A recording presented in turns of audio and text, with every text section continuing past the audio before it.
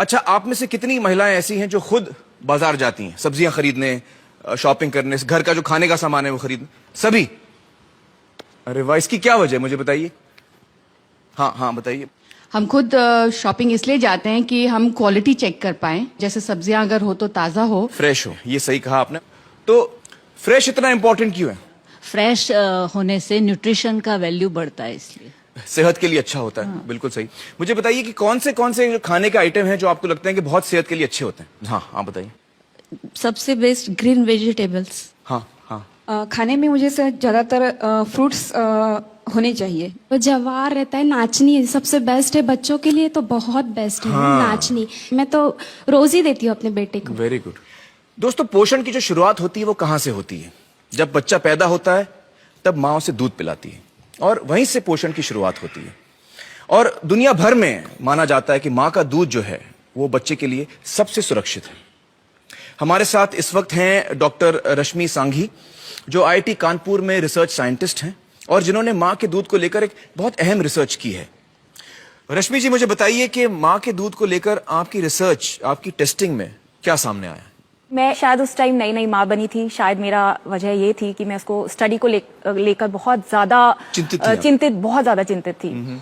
तो उसमें हमने कुछ माँओं को कन्विंस किया, उनका हमने सैंपल लिया, उसकी हमने टेस्टिंग की।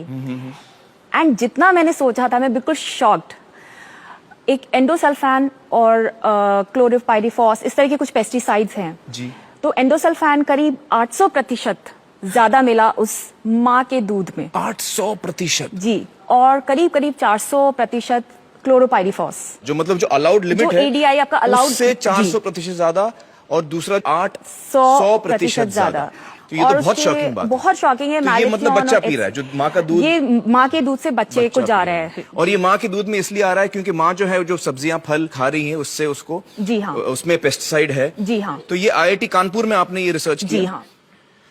दोस्तों, ये बहुत ही ताज्जुब की बात है कि माँ के दूध में भी पेस्टिसाइड्स यानी कीटनाशक हैं। दोस्तों, पेस्टिसाइड एक अंग्रेजी शब्द है और आम जबान में अगर मुझे इसको समझाना पड़े तो वो ये है कि पेस्ट यानी कीड़े और पेस्टिसाइड यानी कीड़े मारने की दवा। अब हम इसको कहते तो दवा है, लेकिन दरअसल ये जहर है जो कीड़ों को मारता है। जैसे आपने घर में सुना होगा कि चूहे मारने की दवा या कॉकरोच मारने की दवा। अब ये दवा से चूहे या कॉकरोच की सेहत अच्छी नहीं होती, बल्कि वो उसे खाने के बाद मरता है। इसलिए यह समझना बहुत जरूरी है कि यह दवा नहीं, जहर है।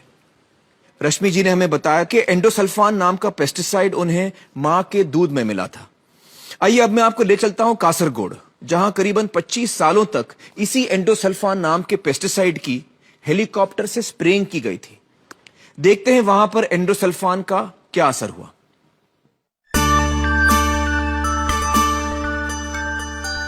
केरल को ईश्वर की धरती कहा जाता है। कुदरत ने इसे बेतहाशा खूबसूरती बख्शी है। केरल सरकार ने कासरगोड जिले की उपजाऊ जमीन पर काजू की खेती करना शुरू किया। सन 1976 से काजू के पेड़ों को कीट से बचाने के लिए एंडोसल्फान नाम के एक कीटनाशक का छिड़काव शुरू किया गया। कासरगोड जिले की 15,000 एकड़ जमीन पर हेलीकॉप्टर से यह जहर छिड़का गया। ईश्वर की धरती पर यह जहरीली बारिश लगातार 25 साल चली। लाखों लीटर एंडोसल्फान यहां की जमीन पर ही नहीं, लोगों की रगों में भी उतर गया। जिंदगी मौत से बदतर हो गई। 5,000 से ज्यादा लोग इस जहर से तबाह हुए।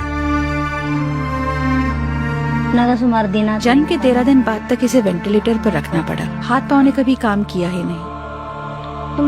ये पहले देख सकता था, अब बिल्कुल नहीं। दर्दनाक मौत के खौफनाक मंजर जिसे देखकर रूह कांप उठे। कासरगोड जिले के एक छोटे से कस्बे में पिछले 30 सालों से इस जहर से पीड़ित लोगों का इलाज कर रहे हैं डॉक्टर मोहन कुमार। विनाश के उस भयानक मंजर को इन्होंने अपनी आंखों से देखा है।